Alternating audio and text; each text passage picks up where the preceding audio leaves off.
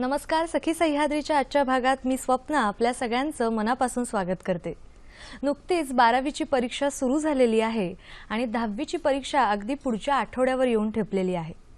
मुळात एखाद्या घरातला मुलगा किंवा मुलगी समजा जर 10वी किंवा 12वीला असेल तर त्या घरात खूप गंभीर वातावरण असतं. म्हणजे वर्षभर वेळेचं नियोजन, अभ्यास, वेगवेगळे ट्यूशन्स यामुळे त्या मुलाची पुरती दमछाक होत असते. मुलांवर अपेक्षांचं ओझं लादलं जातं. पण या सगळ्या गडबडीमध्ये मुलांचं अभ्यासाचं गणित मात्र कायम चुकूनच जातं. मुळात 10वी असू देत किंवा 12वी असू देत, वर्षाच्या सुरुवातीलाच जर योग्य नियोजन केलं तर मला वाटतं पालकांची आणि पर्यायानं होणारी विद्यार्थ्यांची तारेवरची कसरत नक्कीच कमी होईल. आणि अगदी पुढच्याच आठवड्यात सुरू होणाऱ्या या 10वीच्या परीक्षेला सामोरं जाताना नेमकी पालकांची आणि विद्यार्थ्यांची भूमिका कशी असली पाहिजे हेच जाणून घेणार आहोत आजच्या सखी सह्याद्रीच्या भागात. आजचा विषय काय आहे तो पाहून घेऊया. आजचा आपला विषय आहे दिवस परीक्षांचे, विद्यार्थी पालकांच्या कसोटीचे. आणि या महत्त्वपूर्ण विषयावर मार्गदर्शन करण्यासाठी आपण आमंत्रित केलेला आहे साठे महाविद्यालयाच्या प्राचार्य डॉक्टर कविता रेगे यांना. मॅडम नमस्कार. नमस्कार. सखी सह्याद्री कार्यक्रमात अतिशय मनापासून स्वागत आहे. धन्यवाद. याच विषयावर मार्गदर्शन करण्यासाठी आजचे आपले दुसरे पाहुणे आहेत शिक्षण तज्ज्ञ समुपदेशक प्राध्यापक विजय जामसंडेकर सर. सर नमस्कार. सखी सह्याद्री कार्यक्रमात अतिशय मनापासून स्वागत करते. धन्यवाद. खरंच जेव्हा आपण म्हणतोय की दिवस परीक्षांचे, परीक्षा म्हटली की कुठेतरी दडपण येतच आणि त्यातही 10वी 12वी म्हटल्यावर आणखीनच टेन्शन येतं आणि विद्यार्थ्यांसोबतीनेच पालकही जास्त ताणतणाव घेत असतात. मग नेमकं या तणावाचं नियोजन कसं करायचं हे आज आपण दोघांकडूनही जाणून घेणार आहोत. तुमच्या मनातले प्रश्न सुद्धा थेट आमच्यापर्यंत पोहोचवा. त्यासाठी आमचे दूरध्वनी क्रमांक आहेत 24908050, 24988050, 022 अर्थातच STD कोड फिरवायचा आहे मुंबई बाहेरच्या प्रेक्षकांनी आणि जे प्रेक्षक मोबाईलवरून फोन करणार आहेत त्यांनी. नेहमीप्रमाणे आपण 2 गोष्टी पाळणार आहोत. प्रश्न जेव्हा विचाराल तेव्हा आपल्या दूरदर्शन संचाचा आवाज थोडासा कमी ठेवा म्हणजे तुमचा प्रश्न, तुमचा आवाज आमच्यापर्यंत व्यवस्थित पोहोचू शकेल. आणि विषय कळलेला आहेच, दिवस परीक्षांचे, विद्यार्थी पालकांच्या कसोटीचे. त्यामुळे नेमकं विद्यार्थी आणि पालकांनी या परीक्षांच्या काळामध्ये कशी भूमिका बजवायची आहे हे जाणून घेण्याच्या दृष्टिकोनातून आजचा आपला भाग आहे. त्यामुळे या विषयाच्या अनुषंगाने नेमके प्रश्न विचारले तर आपला हा विषय उत्तरोत्तर खुलत जाणार आहे आणि आपल्याला आपल्या दोन्ही पाहुण्यांकडून जास्तीत जास्त माहिती करून घेता येणार आहे. लगेचच करणार आहोत चर्चेला सुरुवात. पुन्हा एकदा दोघांचं सुद्धा मी स्वागत करते. जसं आपण म्हणतो की 10वी आणि 12वी म्हटलं की कुठेतरी ते वर्षाच्या सुरुवातीलाच दडपण येऊन जातं. पण वर्षभर वेळेचं नियोजन असतं म्हणा किंवा अभ्यासाच्या पद्धती समजून घेतल्या तर मला वाटतं अभ्यास आणखीन आनंददायी होऊ शकतो असं सगळं सांगितलं जातं. पण परीक्षा जवळ आली की टेन्शन हे येतच आणि विद्यार्थ्यांसोबत पालकांचं टेन्शन जरा जास्त असतं. तर आपण क्रमाक्रमाने विद्यार्थ्यांची भूमिका, पालकांची भूमिका जाणून घेऊया तुमच्या दोघांकडून सुद्धा. अगदी सुरुवातीला तुम्ही विद्यार्थ्यांना काय सूचना द्याल या शेवटच्या क्षणी? शेवटच्या क्षणी खरं म्हटलं तर वर्षभर अभ्यास केलेलाच असतो, त्यामुळे त्या कॉन्फिडन्सनी जायचंय की आपल्याला परीक्षेत उत्तरं नीट लिहिता येणार आहेत. परीक्षेच्या वेळी वेळेचं नियोजन करता येणं म्हणजे किती प्रश्न किती वेळात सोडवायचे आहेत ह्याचा अंदाज घेणं, त्याचबरोबर आपल्या नियोजित स्थळी वेळेत पोचणं. कारण पुष्कळदा काय होतं, अगदी हमखास आम्ही बघतो 12वीच्या आणि 10वीच्या परीक्षेच्या पहिल्या पेपरला प्रचंड गर्दी असते, पालक सगळे सोडायला येतात आणि त्यामुळे तुम्ही गर्दीमुळे कधीतरी पोचू शकत नाही आणि मुलांचं निष्कारण टेन्शन वाढतं. त्यामुळे पहिल्या पेपरला नक्की वेळेत पोचा. जर जमलं तर आदल्या दिवशी आपलं सीटिंग अरेंजमेंट बघून तिथे वेळेवर पोचा. ती पहिली गोष्ट. जागेवर बसल्यानंतर उगाच आजूबाजूच्या मुलांशी डिस्कस करायचं नाही, कारण मला येतं, तुला काय येतं, आणखीन मी हे वाचलं का, ते त्यांनी निष्कारण ते आपलं प्रेशर वाढायला सुरुवात होते. ते न करता आपण जे वाचलेलं आहे ते आपल्याला नक्की येणार आहे आणि आपण शांतपणे पेपर लिहायचं हे स्वतःला बजावलं तर मला वाटतं त्याचा फायदा होतो. आणि मुख्य म्हणजे शांत मनाने पेपर सोडवायचा. आणि ही परीक्षा म्हणजे आपलं पूर्ण आयुष्य अवलंबून त्याच्यावर नाहीये की हे मनात ठरवलं पाहिजे. परीक्षेला जाताना, अभ्यास करताना ह्या परीक्षेवर आयुष्य अवलंबून आहे असं ठरवायला हरकत नसते. पण परीक्षेला जाताना माझं काय होईल, हे पेपर चांगला नाही गेला तर मी काय करू, अशा तऱ्हेचे विचार मनात न आणता शांतपणे आपल्याला जे प्रश्न सोडवायचे त्याच्यावर लक्ष केंद्रित करून शांतपणे पेपर सोडवायचा आहे. एवढंच फक्त लक्षात ठेवलं तर मला वाटतं त्यावेळी ते काय करायचं आहे तेवढं कॉन्सन्ट्रेशन आवश्यक आहे मुलांचं. तर तुम्ही काय सांगाल, विद्यार्थ्यांना सूचना काय द्याल? बऱ्याचदा काय होतं की अभ्यास पूर्ण झालेला असतो आणि मानवी स्वभावानुसार जे आपल्याला येतंय, जे माहीत आहे त्यापेक्षा जे येत नाहीये, जो अभ्यास झाला नाहीये त्याचा अधिक ताण असतो आणि ते मायनर असतं, ते 10-12% नसतं, 4-5% असतं.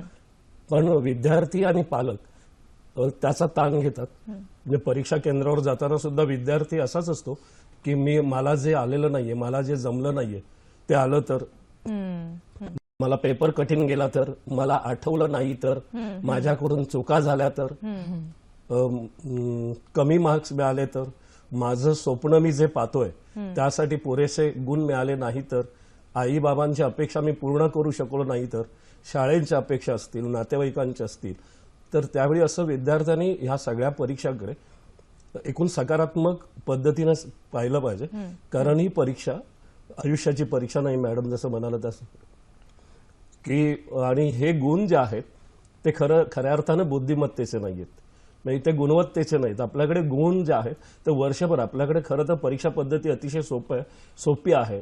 साचेबंद उत्तर आहेत, गाईड्स आहेत, नोट्स आहेत, क्लासेस आहेत आणि शाळा महाविद्यालयातून शिकवणारे अतिशय मनस्वी शिकवणारे शिक्षक प्राध्यापक आहेत. तर हे सगळं असताना सुद्धा मुलांकडे आणि पालकही त्याकडे सगळं नकारार्थी पाहतात, खरं तर अधिक ताण घेतात आणि तो बऱ्याचदा नकारार्थी असतो.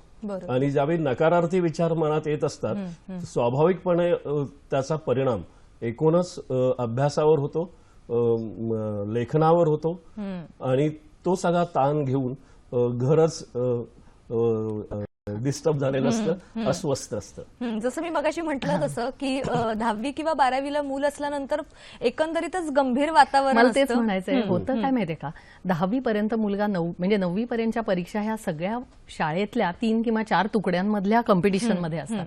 10वीची ही पहिली परीक्षा असते ज्याला 15 किंवा 16 लाख मुलं महाराष्ट्रातून बसतात.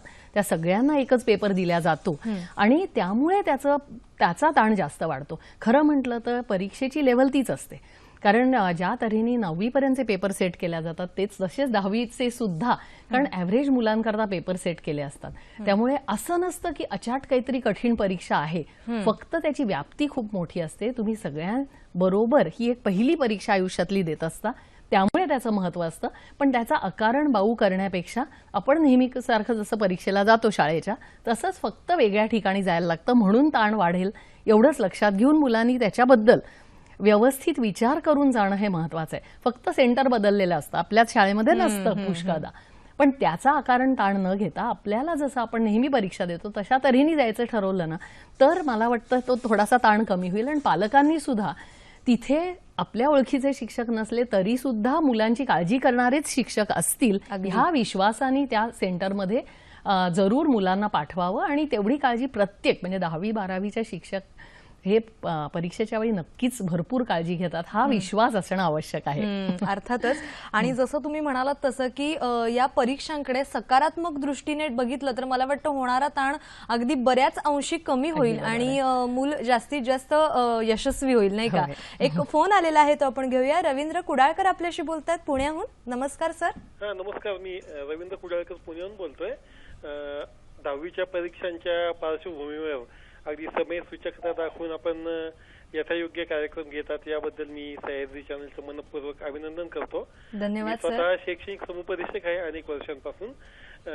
त्या दृष्टीने माझे जे निरीक्षण मी केलेले प्रश्न विचारू इच्छितो, म्हणजे मलाही त्याचा उपयोग विद्यार्थ्यांना मार्गदर्शन करण्यासाठी होऊ शकतो.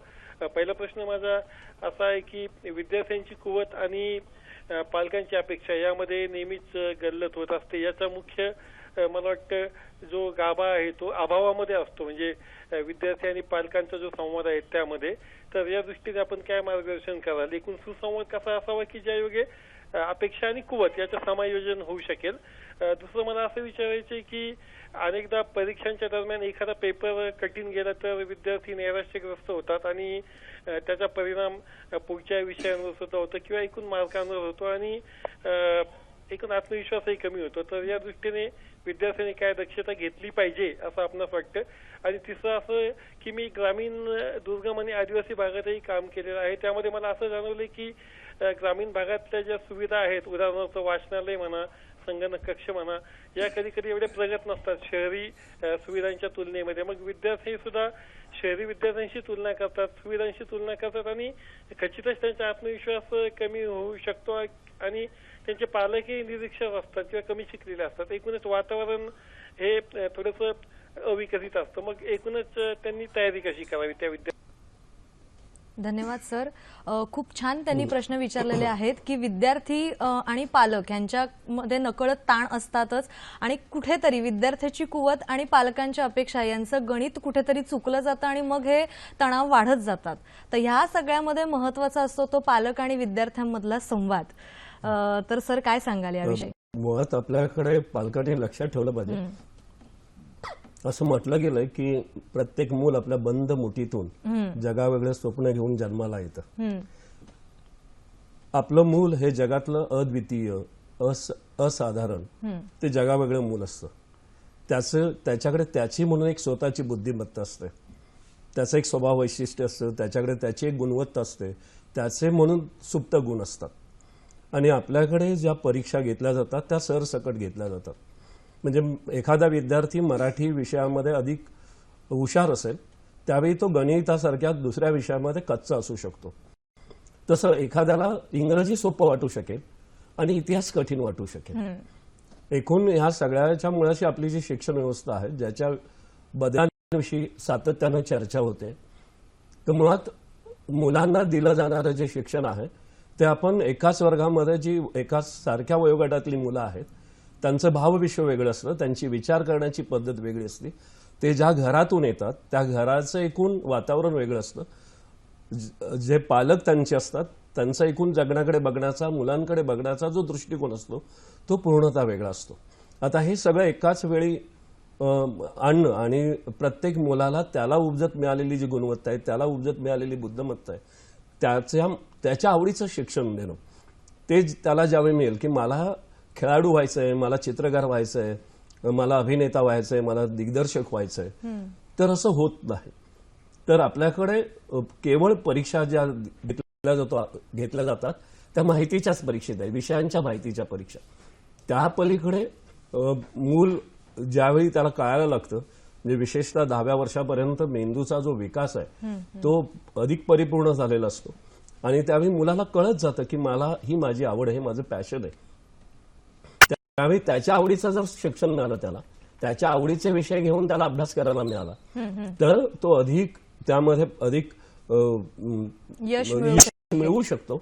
त्याच्या मनासारखं ज्यावेळी त्याला करायला मिळेल त्यावेळी त्याच्याकडे असलेला जो उपजत आत्मविश्वास असतो तो अधिक कामी येतो. आणि आपण सर जसं म्हणालात की अभाव आहे, मुळात आपल्याकडे असं आहे की ज्यांना आपण जी लर्निंग डिसॅबिलिटी म्हणतो की अध्ययन क्षमता, हा खरं तर आपल्या शिक्षण व्यवस्थेचा एक भाग आहे. तर त्या दृष्टीनं आपल्या मुलांकडे बघण्याचा जो दृष्टिकोन आहे मुळात, तर माझं मुलं हे कमी हुशार आहे, बऱ्याचदा असं होतं की आपण गुणांवरून, परीक्षेतल्या गुणांवरून मुलाची पात्रता ठरवतो, हे अतिशय चुकीचं आहे. म्हणजे अतिशय भयानकच आहे. म्हणजे आपल्याकडे आत्महत्याचं जे प्रमाण आहे ते परीक्षेतले ताण असतील किंवा अपेक्षांचे ताण असतील त्यातून येतात, किंवा मला हे जमणार नाही, मी हुशार नाही. कारण वर्गवारी जशी घरात केली जाते, बऱ्याचदा शाळांकडूनही केली जाते की अरे ह्याला जास्त मिळाले तर हा हुशार आहे, याला कमी मिळाले तर हा सामान्य आहे आणि हा नापासच झालेला हा ढ आहे. बरोबर. तर सायन्स मेंदूशास्त्र असं सांगतं की कोणतंही मूल ढच नसतं, ते ह्या जगातलं अत्यंत हुशार, अत्यंत कल्पक, अत्यंत जगावेगळं मूल असतं. तर आपलं मूल कदाचित परीक्षेमध्ये कमी गुण मिळवत असेल म्हणून ते ढ आहे, म्हणून ते सुमार आहे, म्हणून ते बेकल आहे असं आपण समजूया नको. आणि दुसरं असं होतं की समजा 365 दिवस विद्यार्थ्यांनी अभ्यास केलेला आहे आणि ऐनवेळी परीक्षेच्या काळामध्ये त्याला ताण आला, टेन्शन आलं, तर तो ब्लॉक होऊ शकतो, त्याला आठवत नाही. म्हणजे केलेलं असतं. म्हणजे बऱ्याचदा ऑनलाईनवरून ज्यावेळी मुलांशी बोलतो त्यावेळी लक्षात येतं की सर मला माझा अभ्यास झालाय पण मला आठवतच नाही हो, मला काही सुचतच नाहीये. तर ते बऱ्याचदा भीतीमुळे होतं. आणि मग परीक्षेच्या हॉलमध्ये जातात खूप मुलं अशी असतात की ब्लँक झालेली असतात, त्यांना कळतच नाही, अभ्यास असतोच आणि त्यांना परीक्षेच्या हॉलमध्ये बाहेर आल्यानंतर तुम्ही जर विचारलं तर त्या प्रश्नांची उत्तरं येतात.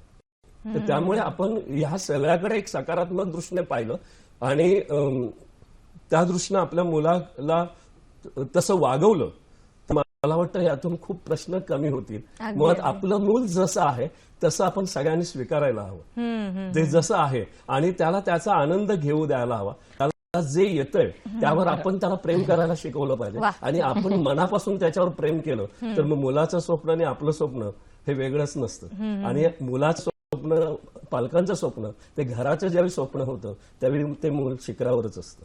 क्या बात आहे सर. म्हणजे खूप थोडक्यात काय तर गुणांवरून मुलांची पात्रता किंवा लायकी ठरू नये. म्हणजे एक या समाजामध्ये त्याला खूप चांगला माणूस म्हणून जगण्यासाठी जरी Yes, आपण yes, आत्मविश्वास yes. दिला तर मला वाटतं खऱ्या अर्थाने शिक्षणाचा अर्थ सगळ्यांनाच उमगेल असं आपण म्हणू शकतो. त्यांचा दुसरा प्रश्न असा होता की विद्यार्थ्यांचा, जसं तुम्ही पण म्हणालात की ब्लँक होतात किंवा एखादा पेपर कठीण जातो, मग अशा वेळेला नैराश्य येतं आणि त्याचा सगळ्याचा परिणाम पुढच्या पूर्ण परीक्षेवर होतो. कधीतरी आत्महत्येचं प्रमाण सुद्धा आता वाढताना दिसतंय.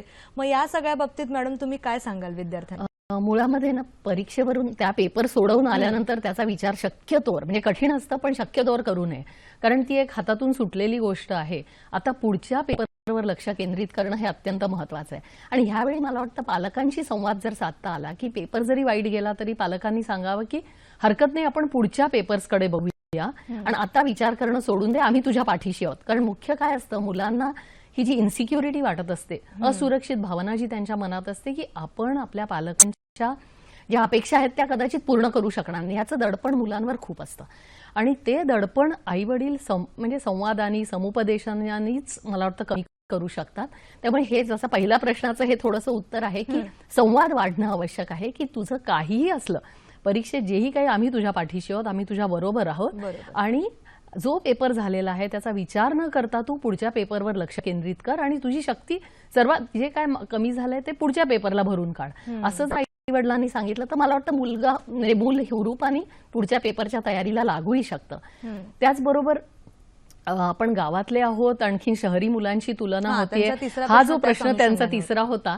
मला असं वाटतं की तुलनाच मुळात करणं अयोग्य आहे. जसं सर आता म्हणाले की प्रत्येक मूल हे एक स्वतःचे वैशिष्ट्य घेऊन जन्माला आलेलं असतं. त्यामुळे ती तुलना, जरी आपण सर्वांना 10वीची परीक्षा सगळ्यांना एक समान द्यायची असली ना तरी प्रत्येकाला सगळ्यांना समान गुण मिळायला पाहिजे असं काही नाहीये. आपल्याला ती एक बेसिक परीक्षा म्हणून पास व्हायची आहे, पुढच्या शिक्षणाकरता जाण्याची एक पहिली पायरी आहे ती. त्यामुळे ती आपण पास होणं आवश्यक आहे. एवढं जर मनात धरलं ना तर टेन्शन कमी होईल. कारण शेवटी ह्या परीक्षेमधून आपल्याला काय मिळवायचं असतं तर 11वीच्या वर्गामध्ये ऍडमिशन. म्हणजे एका साधारणपणे रिझनेबली चांगल्या कॉलेजमध्ये किंवा आपल्याच शाळेमध्ये एखाद वेळ 11वी असेल तर तिथे ऍडमिशन घ्यायची. एवढंच खरं म्हटलं तर 10वीच्या परीक्षेचं महत्व असं जर धरलं ना तर भीती आपोआप कमी होईल. कारण आपण निष्कारण त्याचा बागुलबुवा केलाय की 10वीची परीक्षा, म्हणून मी म्हटलं 10वीची परीक्षा ही एक वेगळी का आहे की 15-16 लाख मुलं महाराष्ट्रभर एकच पेपर देत असतात, सेम पेपर असतो, एवढंच एक आहे त्यातलं. पण अदरवाईज नेहमीच्या परीक्षेसारखी परीक्षा आहे असं आपण समजलं आणि आपल्याला एखाद्या नव्या कॉलेज किंवा दुसऱ्या शाळेमध्ये जायचं आहे हे जर मनाशी खुणगाठ बांधली तर मला वाटतं ते सगळं टेन्शन कमी होईल. आणि गावाकडच्या मुलांमध्ये आणि शहराकडच्या मुलांमध्ये फरक करू नये. मी असं सांगेन, गावाकडची मुलं खरं जास्त मेहनत करतात, त्यामुळे त्यांना जास्त आत्मविश्वास यायलाच पाहिजे असं मला तरी स्वतःला वाटतं. मला वाटतं मेहनत आणि सातत्य असेल तर यश हे आपसुकच येतच. आपल्याला एक फोन आलेला आहे, तो आपण घेऊया. भारत वाव्हळ आपल्याशी बोलतायत डोंबिवलीहून. नमस्कार सर. 10वी व 12वीच्या परीक्षा लवकर सुरू होत आहे, याबद्दल सर्व विद्यार्थ्यांना सखी साहेबच्या माध्यमातून हार्दिक शुभेच्छा. मॅडम, माझा प्रश्न असा आहे की आपण पाहतो की साधारणतः परीक्षा जशी जवळ येत असते तसे तसे आईवडिलांचे किंवा पालकांच्या आपल्या मुलावर अभ्यास करण्यावर जास्त वारंवार सांगितले जाते. आणि त्याचप्रमाणे काही वेळा तर मुलाची परीक्षा आहे म्हणून टीव्ही, मोबाईल, इंटरनेट वापरणं पण मुलाला बंदी घातली जाते. या सर्व मुलाच्या अभ्यासावर किंवा मानसिकतेवर परिणाम होऊ शकत नाही का? आणि त्याचा परिणाम परीक्षेमध्ये मार्क मिळण्यावर होऊ शकत नाही का? यावर कृपया आपण प्रकाश टाकावा. धन्यवाद. धन्यवाद सर. पालकांची भूमिका खूप महत्वाची असते आणि आपण जसं म्हटलं तसं की विद्यार्थी तर ताण घेतच असतात पण पालक विद्यार्थ्यांपेक्षा जास्त काळजीत दिसतात, हायपर होतात आणि मग अशा वेळेला शेवटच्या क्षणी विद्यार्थ्यांवर जास्तीत जास्त अभ्यास करावा अशा सूचना दिल्या जातात म्हणा, किंवा घरचे टीव्ही बंद करणं, मोबाईल, इंटरनेट बंद करणं. मग ह्याचा कुठेतरी कळत नकळत विद्यार्थ्यांच्या मानसिकतेवर परिणाम होत असतो. तर अशा वेळेला पालकांना तुम्ही अगदी शेवटच्या क्षणी काय सांगाल मॅडम? मला असं वाटतं की पालकांचं टेन्शन वाढतं हे अगदी खरं आहे. म्हणजे विद्यार्थ्यांना येत असतं टेन्शन, पण त्याचबरोबर पालकही आणि टीव्ही बंद करणे किंवा मला असं वाटतं जितकं नॉर्मल आयुष्य घालवता येईल तेवढं घालवावं, कारण त्या मुलालाही कधी कधी कंटाळा आला असतो सारखं तेच तेच वाचून. हे जर समजून घेतलं पालकांनी, त्याला असं वाटलं की आता हे उठावं आणि जरा एक घरात चक्कर मारावी, तर कृपया पालकांनी त्याच्या मागे लागू नये की नाही नाही नाही तू असं उठलास कसा वगैरे असं न बोलता थोडा वेळ त्यालाही जबाबदारीची जाणीव आहे हे जर आपण समजून चाललो ना, तर मला वाटतं मूल आणि ऑफकोर्स मालकांनी एवढं लक्ष ठेवावं की जास्त वेळ घालवला तर त्याला परत अभ्यासाला बसवणं हे पालकांचं कर्तव्य आहेच. पण त्याचबरोबर अजिबात काही सगळं करमणुकीची साधनं घरातली बंद करून ठेवणं, असं अननॅचरल वातावरण निर्माण करणं किंवा बाहेरचे पाहुणे येताच कामा नये अशा तऱ्हेचं करणं मला असं वाटतं की त्याचं मुलाचं टेन्शन वाढवायलाच कारणीभूत ठरतं. त्याच्या पलीकडे खरं काहीही त्याच्यातून होत नाही. उलट कोणी आलं तर सहजपणे त्याच्याशी बोलणं हे मला वाटतं योग्य होईल. आणि तसंच पालकांनी एक मात्र लक्षात ठेवावं की शक्यतोवर मुलांनी हट्ट केला तरी सुद्धा त्याला घरचं खाणं वेळच्या वेळी देणं हे पालकांनी अत्यंत कसोशीने पाळावं. आणि हलका आहार जर 3 किंवा 4 तासांनी मुलाला मिळेल, तसंच थोडंसं त्याला आवडीचं खाणं याकरता करायचं की अभ्यासातून तो ब्रेक असतो खाण्याचा, तर त्याला आनंद वाटला पाहिजे त्या ब्रेकचा. फक्त ते आईनी भान ठेवलं पाहिजे की ते पदार्थ जड असता कामा नये, त्याला पचनाचा त्रास होता कामा नये किंवा मग रात्री झोपच त्यामुळे लागली नाही किंवा डोकंच दुखलं अशा म्हणजे ह्या गोष्टी होणार नाहीत एवढी काळजी घ्यावी.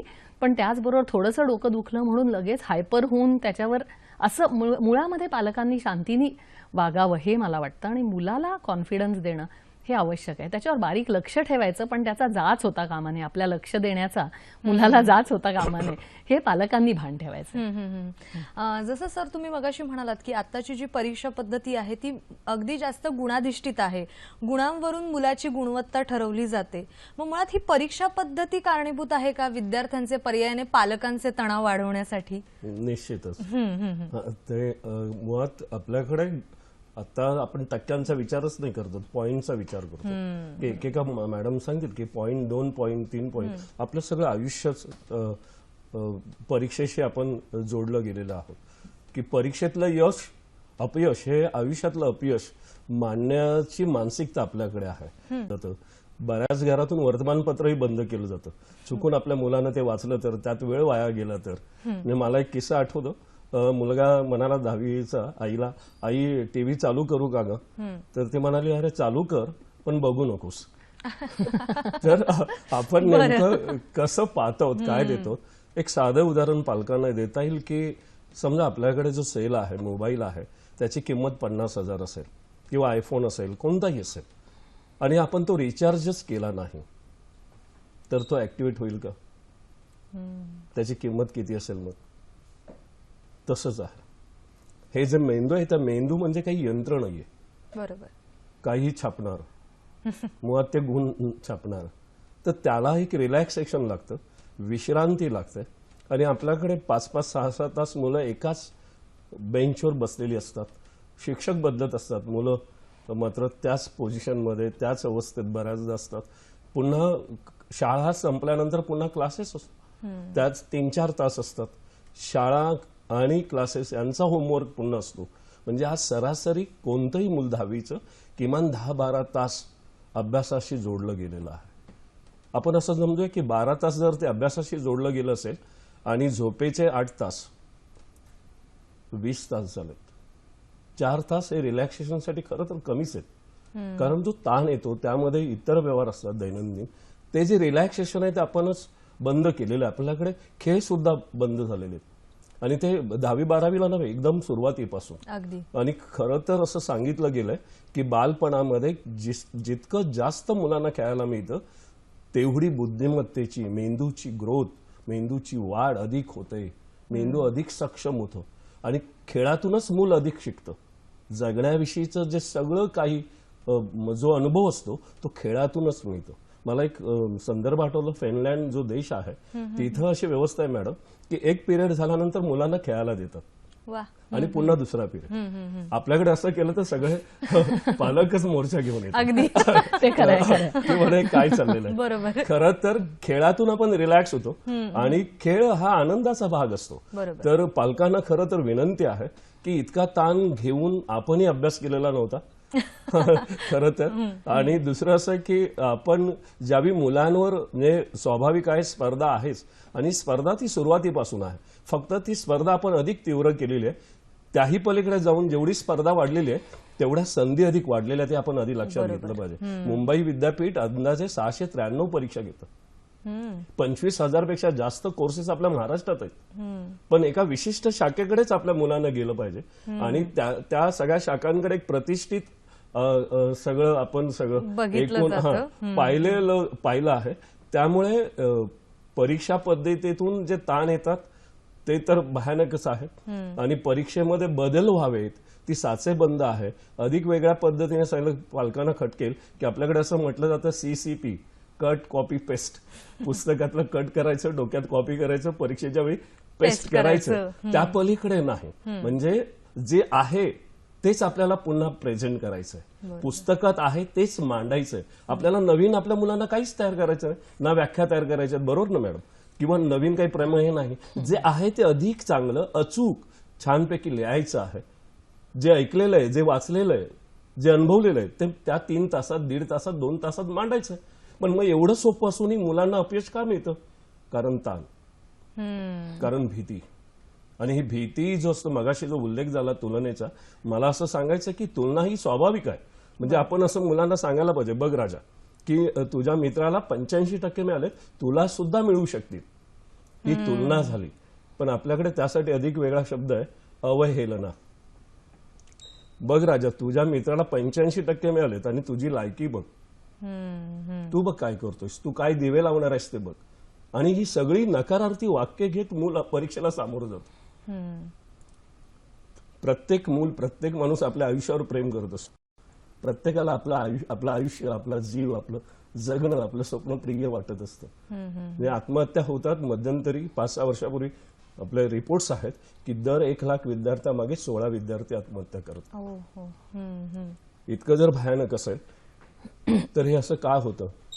तर ताणांतून, भीतीतून होतं. ताण असायलाच हवे थोडे, पण आपल्याकडे त्या पलीकडे जाऊन परीक्षा पद्धत बदलण्याची, शिक्षणामध्ये नवीन विचार येत आहेत. खरं तर आता ज्ञानाधिष्ठित, ज्ञान रचनावादी शिक्षण येत आहे आणि ते विद्यार्थी केंद्रित होत आहे, जे शिक्षक केंद्रित होतं. आणि अनुभवातून शिकवणारं, अनुभवातून जगण्याकडे पाहणारं आणि खरं तर मेंदू हे करून बघतो, करून लक्षात ठेवतो. आपल्याकडे स्मरणशक्तीच्या परीक्षेत मेंदू हा शिकण्याचा अवयव आहे हे आपल्याकडे अजूनही भान यायला अजून काही वेळ जाईल.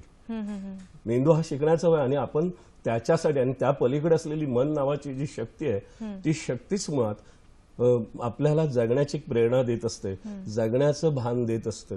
आपण सगळ्यांनी आशावादी राहूया की बदल होत आहेत, अधिक सक्षमपणे होतील. पण तुर्तास आपलं जे मुलं आहे त्या मुलाकडे बघण्याचा दृष्टिकोन जर आपण अतिशय खूप माझं वेगळं मुलं आहे, माझं अत्यंत हुशार मुलं आहे, माझं प्रतिभावंत मुलं आहे असं समजून जर त्याला वागवलं, खरं तर त्याचा सन्मान केला, तर माझी खात्री आहे की मुलं आई वडिलांचा कधीही विश्वासघात करत नाही. वा, क्या बात आहे. खूप छान सर तुम्ही सांगितलं की पालकांनी नेमकी भूमिका या वर्षभरासाठीच आणि या शेवटच्या क्षणी नेमकी कशी बजवायला पाहिजे यासाठी तुम्ही खूप छान उदाहरण दिलेलं आहे. एक फोन आलेला आहे तो आपण घेऊया. मंजुळा शेणोय आपल्याशी बोलतात डोंबिवलीहून. नमस्कार मॅडम. नमस्कार. दोन्ही पाहुणे इतके छान समजवत आहेत ना की त्याचा खरोखरी विद्यार्थ्यांना उपयोग होणारच आहे आणि त्याचा त्यांनी फायदा घ्यावा असं मला वाटतं. म्हणजे त्यांचा ताण अगदी कमी होईल. आता माझा जरासा वेगळा प्रश्न असावा असं मला वाटतंय, कारण कॉम्पिटिशन एवढी आहे आणि 10वी आणि 12वी म्हटलं की नाही म्हटलं तरी तो टर्निंग पॉइंट आहे त्यांच्या आवडीचा विषय मिळण्याच्या उद्देशाने.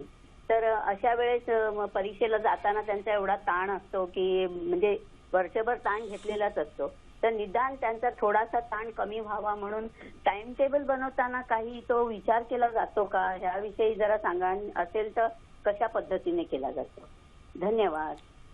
आता तर मला वाटतं हे ह्या वर्षीची टाइम टेबल्स गेले काही 3-4 वर्ष सातत्याने त्याच्यामध्ये सुधारणा झालेली आहे. प्रत्येक पेपराच्या आधी 2 किंवा 3 दिवस सुट्टी मिळते मुलांना. मला तर पुष्कळदा वाटतं तेवढी सुट्टी आवश्यक आहे का असं मी म्हणेन. एखाद दिवस जर दिली तर पुरेशी असते सुट्टी, पण प्रत्येक पेपरच्या, महत्वाच्या पेपरच्या आधी 2 किंवा 3 दिवस सुट्टी मिळते आहे. त्यामुळे मला वाटतं त्यापेक्षा जास्त अपेक्षा करणंही योग्य नाही, कारण मग तो टेम्पो जातो. म्हणजे शेवटी काय असतं की आपल्याला परीक्षा सुरू झाल्यावर एक आपल्याला अभ्यासाचा जो टेम्पो म्हणतो आपण तो आलेला असतो. वर्षभर अभ्यास केलेलाच असतो, पण शेवटी ह्या पेपरचाच फक्त आता अभ्यास करायचा आहे, शेवटचे 2 दिवस, शेवटचा 1 दिवस, अशा तऱ्हेचं जे असतं ना, त्याच्याकरता खूप मोठ्या मोठ्या सुट्ट्या दिल्या तर खरं म्हटलं तर मुलं अति जास्त रिलॅक्स होतात आणि मग ते परत त्यांना अभ्यासाकडे आणणं कठीण होतं, त्यांना स्वतःलाच कठीण होतं. म्हणजे त्यांची किंवा पालकांची इच्छा आहे की नाही पेक्षा सुद्धा एकदम माणूस रिलॅक्स झाला की मग ते परत तो टेम्पो बिल्डअप करणं. म्हणून खूप जास्त सुट्टी न देता, माझं पर्सनल मत विचाराल तर 1 दिवसाची सुट्टी ही पुरेशी असते. मुलांनी पेपरच्या दिवशी दुपारी घरी आल्यानंतर थोडा आराम करून परत जोमाने पुढच्या पेपरच्या अभ्यासाला लागलं पाहिजे. हे अतिशय आवश्यक आहे, कारण तो एक टेम्पो, ती हाताला लिहिण्याची सवय, कारण किती झालं तरी आता सरांनी सांगितलं तसं आपल्याला लेखीच परीक्षा द्यायची आहे ती. त्यामुळे आपण पेपरमध्ये काय उतरवणार आहोत ह्याच्यावर आपल्याला मिळणारे मार्क अवलंबून आहेत. त्यामुळे आपलं अक्षर उत्तम असणं, आपली उत्तरे मुद्देसूद असणं, आपण दिलेल्या वेळामध्ये पूर्ण पेपर, म्हणजे समजा 5 किंवा 6 प्रश्न असतील आणि 3 तास असतील किंवा 2 तास 2.5 तास जे काय पेपरप्रमाणे असतील, तर त्याचं डिव्हिजन करून व्यवस्थित जर का आपण उत्तरं लिहू शकलो, किंवा एखादा एसे टाईप क्वेश्चन असेल त्याला जास्त वेळ द्यायचा, ऑब्जेक्टिव्ह टाईपला कमी लागतो, ह्याचं नियोजन कंटिन्युअसली पेपर चालू असताना मुलांनी भान ठेवून करणं आवश्यक आहे. कारण मग वाचलेला वेळ पुढच्या प्रश्नावर जास्त आपल्याला फोकस करण्याकरता मिळतो. त्याचबरोबर आपलं हस्ताक्षर शेवटच्या प्रश्नापर्यंत जर उत्तम असेल तर त्याचा एक परीक्षकांवर खूप चांगला परिणाम होतो की ह्या मुलांनी शांतपणे पेपर सोडवलेला आहे, त्याला सगळं येतं आहे आणि त्याची उत्तर, मुख्य म्हणजे कुठलाही प्रश्न सोडून द्यायचा नाही. म्हणजे काय होतं, मुलांचा पुष्कळ बापरे मला हा येत नाही, मी रिकाम, म्हणजे नाहीच करत, असं न करता जेवढं आठवतंय तेवढं त्या प्रश्नाला लिहित गेलं तर कुठे ना कुठेतरी मार्क पडतात. आणि असं काही नाही की क्वेश्चन नंबर 1 हा पहिल्यांदाच सोडवला पाहिजे असं काहीही परीक्षेत नसतं. त्यामुळे आपल्याला जो सर्वात चांगला येतोय तो प्रश्न जर पहिल्यांदा सोडवायला घेतला तर आपण कम्फर्टेबली तो सुरू करतो. मग तो एकदा यायला लागल्यानंतर आपला फ्लो सुरू होतो. मुख्य मुलांचं काय म्हणणं असतं, मी एकदम ब्लँक झालो, तर ब्लँक एखाद्या कठीण प्रश्नामुळे आपण होऊ शकतो. आपण सोप्या प्रश्नाकडे जाऊन सुरुवात केली सोप्या प्रश्नांनी लिहायला, तर आपलं तो ओघ सुरू झाला की मग सगळं आठवतं. त्यामुळे अशी कल्पना करू नये की आपल्याला आपण ब्लँक होणार आहोत, आठवणार नाही, असं काही नाही. आपलं हे जे अभ्यास केलेला असतो तो आपल्याला फेल, म्हणजे दगा देत नाही असं मी म्हणेन. त्यामुळे नक्की त्या कॉन्फिडन्सनी जायलाच पाहिजे मुलांनी. आत्मविश्वास असतो, वर्षभर वेळेचं नियोजन झालेलं असतं, अभ्यासाचं नियोजन झालेलं असतं. त्यामुळे फक्त आत्मविश्वासाने आणि पूर्ण तयारीनिशी जर आपण परीक्षेला सामोरं गेलं तर मला वाटतं ब्लँक होणं प्रकार किंवा हे जे टेन्शनचे प्रकार आहेत ते आपसुकच कमी होतील. जसं सर तुम्ही मगाशी म्हणालात की आत्ताची जी परीक्षा पद्धती आहे ती कट कॉपी पेस्ट या पद्धतीवर आधारलेली आहे, म्हणजे अगदी सहज सगळं उपलब्ध होतं तरी सुद्धा आपली मुलं कधीतरी अपयशी होतात. अनेक कारणं असू शकतात, पण ह्या सगळ्यामध्ये घराच्या दृष्टिकोनातून जर आपण विचार केला तर भावनिक दृष्ट्या मुलांना सक्षम करताना घर कुठेतरी कमी पडतं. मुलांची भावनिक जडणघडण करताना पालकांचं कुठेतरी एक कमी असतात, त्यामुळे कदाचित हे अपयश येतं असं आपण म्हणू शकतो का? निश्चितच.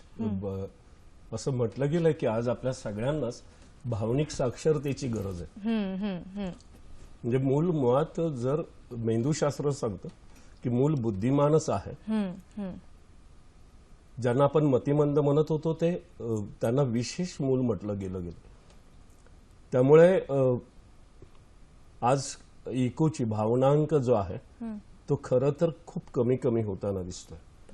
मला जय कृष्णमूर्तींचं एक विधान आठवतं. ते असं म्हणालेत की आपण मुलांना काय विचार करायचा हे सतत सांगत असतो.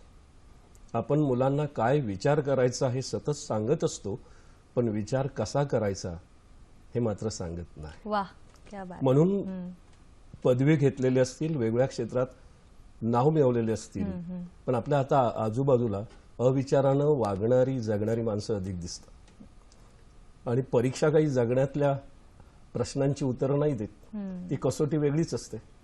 परीक्षेच्या पलीकडे एक मोठं जग असतं, ते जे माणूस म्हणून काही खूप शिकवणार असतं, त्याची तयारीच पूर्वतयारी म्हणजे शिक्षण आहे. तिथूनच त्याला ते मिळालं पाहिजे. त्याने स्वप्न कसं साकार करायचं, त्या स्वप्नासाठी लागणारं त्याची गुणवत्ता ती अधिक कशी वाढीला लावायची, त्याच्यामधलं जे वेगळेपण आहे ते कसं शोधायचं, हे खरं शिक्षण. ते शोधणारं काम आपण केलं पाहिजे. म्हणजे मी डिग्री घेतल्यानंतर आपल्याकडे प्रश्न पडतो असा की मी काय करू, मी जगू कसा.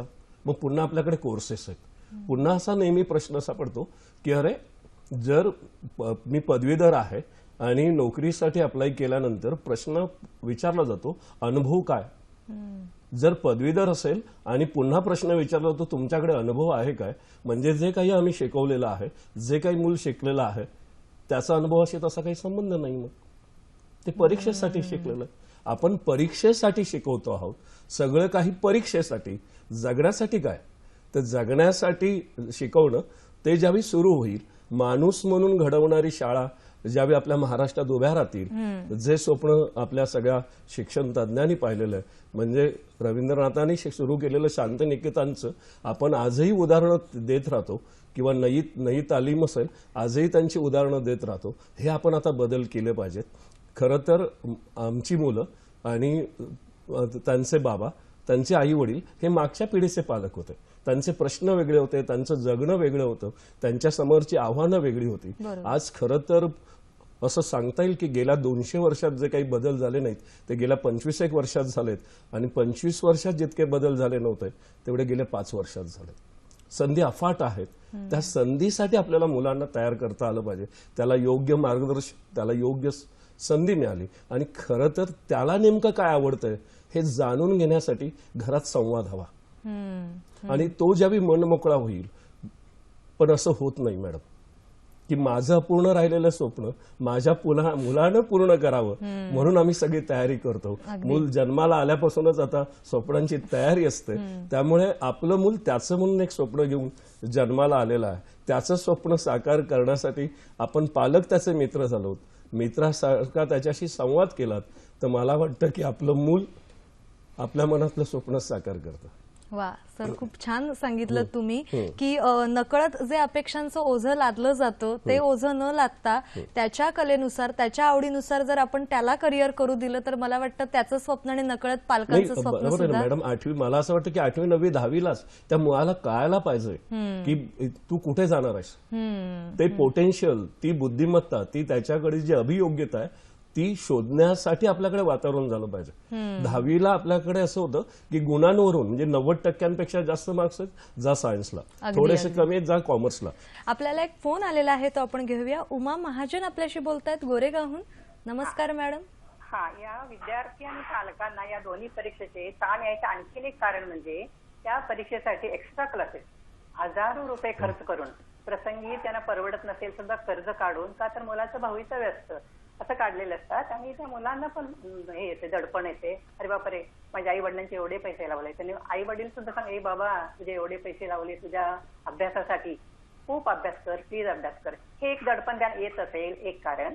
आणखी एक म्हणजे त्या मुलांना एक दिलासा आहे की समजा या स्कूल एखादा विषय राहिला या महिन्यात, तर तो जुलै महिन्यात लगेच आणखीन एकदा परीक्षा, पुनर्परीक्षा आहे, त्यात येऊ शकतो. त्यांचं वर्ष वाया जाणार नाही, त्याचे पैसे पण वाया जाणार नाहीत.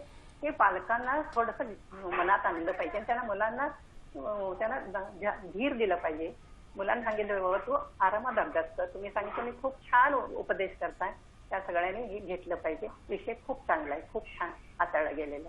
थँक्यू. धन्यवाद मॅडम.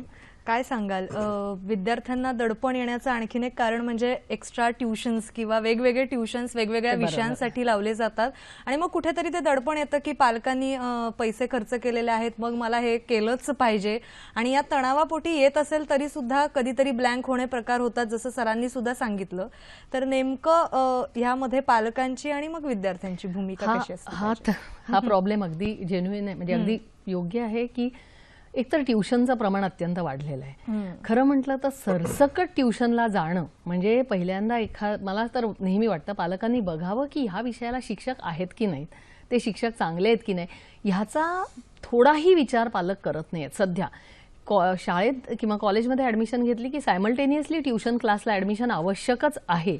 आणि एक अजूनही विसरतायत लोक. मोस्टली आता माझ्यासारखं कॉलेज एडेड कॉलेज आहे ज्याच्यामध्ये फी 800-900 रुपये पर वर्षाला 900 रुपये फीच्या वरती नाहीये. पालक मला विचारतात एवढ्याच्या पैशात तुम्ही कसं शिकवणार. तर वस्तुस्थिती अशी आहे की आमच्या शिक्षकांचे सगळ्यांचे, कारण ते पूर्णपणे क्वालिफाईड असल्यामुळे आणि आम्ही योग्य रीतीने त्यांची अपॉइंटमेंट करत असल्यामुळे त्यांचा पूर्ण पगार सरकारकडून येतो. त्यामुळे आम्ही कमी पैशामध्ये शिक्षण सरकारने जे दिलेलं आहे तेवढ्या फीमध्ये शिक्षण देऊ शकतो. ही वस्तुस्थिती आहे. क्लासवाल्यांचं तसं नाही आहे. त्यामुळे क्लासवाले भरमसाठ फी आकारतात. त्यांना तो रूम एअर कंडिशन ठेवायची असते, नाहीतर विद्यार्थी येत नाहीत कारण एअर कंडिशन क्लासला जातो की साध्या क्लासला जातो. मुळामध्ये क्लासला जाण्यामध्ये चढाओढ सुरू झालेली आहे आणि त्याचं जे ते पालकांनी सुद्धा स्वतःपर्यंत घेतलंय की पालक सुद्धा पहिल्यांदा शोधायला लागतात. हा जो क्लास शोधण्याचा जो म्हणजे प्रयत्न जे करतात ना त्यापेक्षा त्यांनी जर महाविद्यालयाला भेट दिली आणि तुमच्याकडे शिक्षक कोण आहेत किंवा कोण काय शिकवतं, व्यवस्थित आहेत की नाही ह्याचं जर का थोडंसं जरी परीक्षण केलं तेवढा वेळ देऊन, तर मला वाटतं त्यांना क्लासेसला सरसकट पाठवण्याची गरज पडणार नाही आणि हा एवढा प्रचंड पैसा खर्च करण्याची गरज पडणार नाही. ते अगदी निर्विवाद सत्य आहे. आणि गंमत अशी होते की सगळे क्वालिफाईड शिक्षक कॉलेज किंवा शाळांमध्ये ते बोर्डाचे परीक्षक असतात, पेपर सेटर असतात, ते एक्झामिनर असतात. म्हणजे हे सगळं काम करणारा माणूस बाजूला ठेवला जातो आणि क्लासमधला शिक्षक त्याच्या क्वालिफिकेशनची कल्पना नसलेल्या शिक्षकांकडे ओढा असतो. कारण काय की कदाचित मी आत्ता म्हटलं तसं वेगळ्या सुविधा पुरवल्या जातात त्यांना, पण मला असं वाटतं पालकांनी ह्या बाबतीत मात्र अगदी व्यवस्थित विचार करून घेणं आवश्यक आहे. आणि पैसे खर्च करायला मला हरकत नाही वाटत. ते असतील तर खर्च करा. ॲडिशनल काहीतरी मुलांना तुम्हाला द्यायचं आहे, हा अगदी पूर्णपणे वैयक्तिक प्रश्न आहे. त्याचं टेन्शन मुलांनी किंवा पालकांनी किती घ्यायचं किंवा पालकांनी ते मुलांना किती द्यायचं हा सुद्धा पूर्णपणे पालक आणि विद्यार्थी यातल्या संवादाचा भाग आहे. कारण आम्ही करू शकलो नाही म्हणून तुला आम्ही पैसे देऊन हे करायला देतो आहोत संधी, त्याचं तू उत्तमच केलं पाहिजेस, तुला आवड असो का नसो, हे दडपण टाकणं योग्य नाही. त्या मुलाची आता सर म्हणाले तसं 8वी 9वी 10वी पासून किंवा मी तर अनेकदा सांगते की 10वीची एकदा परीक्षा झाल्यानंतर 3 महिने पूर्णपणे मोकळे हातात असतात. त्या 3 महिन्यामध्ये पालकांनी स्वतःच्या नातेवाईक मित्रमंडळी यांच्यामध्ये वेगवेगळ्या प्रोफेशन्समध्ये असणाऱ्या व्यक्तींशी आपल्याला मुलाबरोबर संपर्कात आणायच्या आहेत त्या, आणि त्याच्यातून त्यांच्याशी संवाद साधून की ही व्यक्ती काय करते, कुठल्या तऱ्हेचं काम करते, तुम्हाला किती पगार मिळतो, तुम्ही ह्या पोझिशनपर्यंत पोहोचण्याकरता काय शिक्षण घेतलं, काय अनुभव घेतलात, अशा तऱ्हेने जर का त्या लोकांशी संवाद साधू शकलं तर त्याच्यातून कदाचित त्या मुलाला एक दिशा मिळेल. कारण 10वी पर्यंत सगळ्यांचं शिक्षण सारखंच असतं. 11वीला मात्र तुम्ही आर्ट्स कॉमर्स सायन्स वगैरे जे घेऊ शकता तर त्याच्यामध्ये चूज करताना सर म्हणाले तसं 90% म्हणजे सायन्सला गेलंच पाहिजे ही जी एक धारणा झालेली आहे. 90% वाला मुलगा जर का मीडिया कोर्सची इच्छा ठेवत असेल तर तो उत्तमच करणार आहे तिथे. म्हणजे मुळामध्ये त्याला ज्याची आवड आहे तो विषय जर त्याला मिळाला तर त्याची अगदी प्रतिभा बहराला येते. त्यामुळे ही मोकळीक मुलांना देण्या इतकी पालकांनी स्वतःची जबाबदारी समजली पाहिजे. आणखीन मला असं वाटतं की ही मोकळीक दिली तर मूल सुद्धा त्या आनंदाने संवाद साधेल.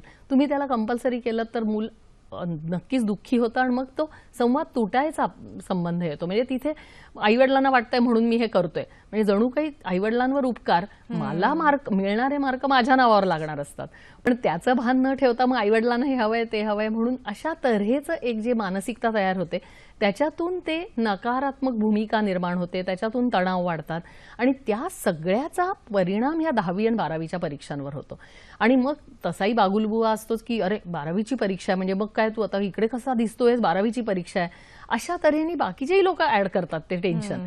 त्याचीही खरं गरज नसते. मी आत्ताच म्हटलं तसं 10वी किंवा 12वीच्या नंतर भले करिअर ठरत असतं, पण 10वीच्या परीक्षेनंतर तर आपल्याला एका डिसेंट कॉलेजमध्ये ऍडमिशन हे एवढंच खरं म्हणजे ध्येय असलं पाहिजे. आणि म्हणजे त्याचा सारासार विचार करण्याची वृत्ती पालकांनी जर बाणवली आणि मला ह्या कॉलेजमध्ये ऍडमिशन मिळाली नाही म्हणजे माझ्यात काहीतरी कमी आहे अशी भावना मुलामध्ये किंवा पालकांमध्ये जर आली नाही तर मला वाटतं आयुष्य थोडंसं 10वीची परीक्षा तरी सुकर होईल. 12वीला तर ऑफकोर्स ते आजकाल अजूनही इंजिनिअरिंग, मेडिकल किंवा आजकाल लॉ ते, वगैरे ही सरदोपट- फील्ड्स आहेत. एक मानसिकता झालेली असते की 80 आणि 90% मिळाले की सायन्सला, त्याच्यापेक्षा कमी कॉमर्सला, आणि अगदी त्याच्यापेक्षा कमी मिळाले की आर्ट्सला जायचं, किंवा 12वीला सुद्धा मेडिकल आणि इंजिनिअरिंग असे एक सरधोपट मार्ग निवडले जातात. आणि मग कुठेतरी विद्यार्थ्यांचा कल कदाचित 80-90% मिळवलेला, जसं मॅडम म्हणाला तसं, की दुसरीकडे असू शकतो, पण पालकांची इच्छा असते, पालकांचं स्वप्न असतं, किंवा एकंदरीतच हा एक मार्ग स्वीकारलेला आहे समाजाने म्हणून तू इथे जा, असं केलं जातं. तर नेमकी ही मानसिकता कशी बदलायची? कसं झालंय की आपल्याकडे आपलं मूल त्याच्या परीक्षा, त्याचं शिक्षण, त्याचं करिअर हे प्रतिष्ठेचे विषय बनवले जातात. की माझं मूल कोणत्या कॉलेजला जातं, माझं मूल कोणत्या क्लासेसला जातं.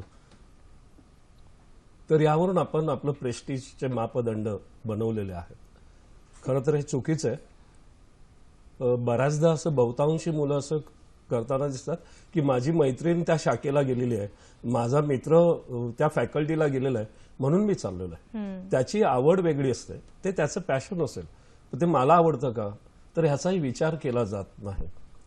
याच मंचावरून एकदा विचारलं गेलं होतं की करिअर आणि जॉब यामध्ये नेमका फरक काय. विजय कदम मुलाखत घेत होते, त्यावेळी मी असं म्हणालो होतो की आपल्याला दुसरं काही करणं शक्य नसतं म्हणून जो आपण स्वीकारतो त्याला जॉब असं म्हणतात. वा. आपल्याला दुसरं काही करणं शक्य नसतं म्हणून जो आपण स्वीकारतो त्याला जॉब असं म्हणतात. आणि आपल्याला जे काही करायचं असतं त्याला दुसरा पर्याय नसतो, त्याला करिअर असं म्हणतात. करिअर म्हणजे जगणं, करिअर म्हणजे स्वभाव, करिअर म्हणजे आयुष्य एकूणच. तर ते स्वप्न आणि जगणं एकत्र होतं. त्यावेळी मग आपण असंही पाहतो समाजामध्ये की ह्या सगळ्या परीक्षांच्या पलीकडे, पदव्यांच्या पलीकडे जाऊन खरं तर ज्यांच्या हातात शून्य होतं त्या बऱ्याच जणांनी हे जग घडवलेलं आहे. ते या जगाचे, राष्ट्रांचे निर्माते आहेत की ज्यांचं शालेय शिक्षण अपुरं आहे, त्यांना शालेय पातळीवरचे गुण कमी मिळालेले आहेत, पण ते ह्या सगळ्या जगाचे शिल्पकार आहेत, या देशाचे शिल्पकार आहेत, राष्ट्राचे शिल्पकार आहेत. आपण हे असं ज्यावेळी पाहू एकूण परीक्षेकडे, एकूण आपल्या मुलाकडे, आणि मुलाला त्याच्या आवडीचं, त्याला जे आवडतं त्यावर एकदा विश्वास ठेवायला हवा. बरंचदा प्रतिष्ठेसाठी इंजिनिअरिंगला आणि मेडिकल जाणारी बरीचशी मुलं 2-3 सेमिस्टर नंतर परत येतात. त्यासाठी लाखो रुपये खर्च झालेले असतात. त्यातून येणारं फ्रस्ट्रेशन वेगळं असतं. न्यूनगंड घेऊन मुलं जगतात की रे हे मला जमलेलं नाही, वर्ष वाया जातात. तर माझ्या पालकांना खरंच विनंती आहे की आपण आपल्या मुलांना घडवताना, वागवताना, जगवताना आपल्या डोक्यात जी इतरांची मुलं असतात ती जरा बाजूला ठेवू आणि आपल्या मुलांकडे अधिक मोकळेपणानं बघू. आणि ते ज्यावेळी आपण पाहू ना त्यावेळी आपल्याला आपलं खरं मूल सापडतं. ते त्याच्यातले गुण दिसतात आणि त्याला असं सांगायला पाहिजे, बघ राजा, बघ राणी, तू आमचं आवडतं मुलं आहेस, तू या जगातलं वेगळं मुलं आहेस आणि आम्हाला खात्री आहे की तू तुझं स्वप्न साकार करशील. फक्त एवढंच कर, प्रचंड मेहनत घे आणि अत्यंत आत्मविश्वासानं परीक्षेला सामोरं जा. आणि तू प्रयत्न करत राहिलस तर तुला जगातलं सगळं काही मिळत राहील. आपण म्हणतो ना की प्रयत्न वाळूचे कडे रगडिता तेलही गळे. तर अशक्य काहीच नसतं, फक्त ते आवडीचं असायला हवं. आणि आवडीचं एकदा मिळालं ना की माणसं सगळं विसरतात आणि त्यासाठी वेडे होतात. बरोबर आहे ना. हे स्वप्न वेड्या जगांचं असं हे जग आहे, वेगळं जग आहे. आणि त्यामुळे करिअरचा विचार करताना गुणांना महत्व आहेच, पण त्याचवेळी मुलातल्या गुणवत्तेचा जर आपण अधिक विचार केला तर मला असं वाटतं की स्वप्न अधिक पालकांचं साकार होतच. बरोबर बरोबर. अगदी थोडक्यात मॅडम तुम्ही काय सांगाल? खरंच विषय हा खूप महत्वाचा आहे, मोठा आहे, पण अगदी थोडक्यात तुम्ही विद्यार्थी आणि पालकांना काय सांगाल? शेवटच्या क्षणाची तयारी म्हणजे तुम्हाला हॉल तिकीट जेव्हा हातात मिळतं तेव्हा त्याची फोटोकॉपी काढून कृपया स्वतःच्या घरी एक, स्वतः बरोबर विद्यार्थ्यांनी एक, आणि आई किंवा वडिलांजवळ जो परीक्षा केंद्राच्या सर्वात जवळ असेल त्याच्याजवळ एक ठेवणं योग्य आहे. हरवलं तरी टेन्शन घेऊ नये. झेरॉक्स कॉपी असतात किंवा नंतर कुणाच्या हस्ते आपली तिथे केंद्रावर व्यवस्थित काळजी मुलांची घेतल्या जाते. त्यामुळे ते एक टेन्शन कृपया बाजूला ठेवा. स्वतःच्या पेन पेन्सिली ह्या व्यवस्थित बरोबर ट्राईड टेस्टेड घेऊन चला. कुठलंही पेन्सिलनी न लिहिता पेननी पूर्णपणे परीक्षा द्यायची आहे हे लक्षात ठेवायचं. सगळं लिखाण पेननी, निळ्या रंगाच्या पेननी करायचं आहे आणि शांतपणे बसून पेपर सोडवायचा आहे. All the best. थोडक्यात काय तर आजच्या या चर्चेतनं हेच जाणवतंय की प्रत्येक पालकांनी हे लक्षात ठेवलं पाहिजे की आपलं मूल हे एक फुलपाखरू आहे. प्रत्येकाकडे उडण्याची क्षमता आहे. कोणी जास्त हवेत भरारी घेईल तर कोणी त्याच्या क्षमतेप्रमाणे उडेल. पालकांनी एवढंच लक्षात ठेवायचे की आपल्या या फुलपाखराचे रंग खूप छान पद्धतीने जपायचे, म्हणजे तो हवेत खूप छान भरारी घेईल, नाही का? सगळ्या 10वी आणि 12वीच्या विद्यार्थ्यांना सखी सह्याद्री परिवारातर्फे मनापासून शुभेच्छा. तुम्हाला आजचा आमचा कार्यक्रम कसा वाटला हे आमच्यापर्यंत जरूर पोहोचवा. फेसबुकचं माध्यम आहेच, याशिवाय ईमेल आयडीचं सुद्धा माध्यम आहे. www.facebook/sakhisahayadri.dd या पेजला तुम्ही भेट देऊन तुमच्या प्रतिक्रिया नोंदवू शकता. याशिवाय sakhisahayadri@gmail.com या ईमेल आयडीवर तुम्ही तुमच्या प्रतिक्रिया नोंदवू शकता. आज मात्र कार्यक्रमात इथेच थांबण्याची वेळ झालेली आहे. सर आणि मॅडम, तुम्ही दोघेही इथे आलात आणि खूप छान मार्गदर्शन केलं विद्यार्थी आणि पालकांना. या शेवटच्या क्षणी तणावाचं नियोजन नेमकं कसं करायचं हे खूप छान पद्धतीने उलगडून दाखवलं. त्याबद्दल मनापासून धन्यवाद. धन्यवाद.